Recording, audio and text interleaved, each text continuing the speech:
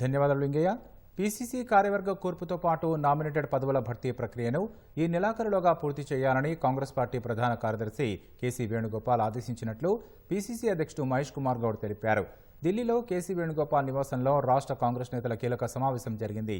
సుమారు గంటన్నర పాటు జరిగిన ఈ భేటీకి CM Revanth Reddy, PCC chief Mahesh Kumar Goud, deputy CM Bhatti Vikramarka, మంత్రులు ఉత్తమ్ కుమార్ రెడ్డి, పొన్నం ప్రభాకర్, సీతక్క, పొంగురెడ్డి శ్రీనివాసరెడ్డి, దామోదర రాజనరసింహ, కొండా సురేఖ హాజరయ్యారు.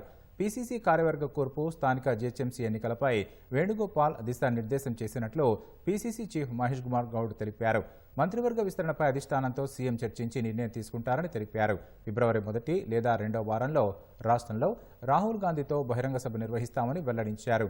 సూర్యాపేట లేదా ఖమ్మంలో సభ నిర్వహించాలని యోచిస్తున్నట్లు తెలిపారు.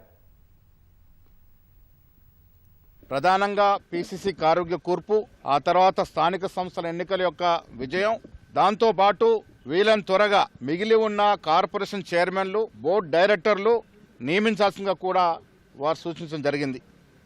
ఇవన్నీ కూడా జనవరి మాసాంతానికి నెలాఖరు వరకు పీసీసీ కార్యవర్గంతో పాటు మిగిలి ఉన్న చైర్మన్, డైరెక్టర్ల యొక్క నియామకం, దాంతోపాటు రానున్న స్థానిక సంస్థల ఎన్నికల్లో, జీహెచ్ఎంసీ ఎన్నికల్లో విజయం సాధించే వైపు తీసుకోవాల్సిన జాగ్రత్తల గురించి వారు మంత్రులతో అందరితో చర్చించడం జరిగింది. మంత్రివర్గంలో ఉన్నటువంటి మిగిలినటువంటి స్థానాల విషయం ముఖ్యమంత్రి గారు ఏఎస్ పెద్దలతో మాట్లాడిన తర్వాత నిర్ణయం తీసుకుంటాం.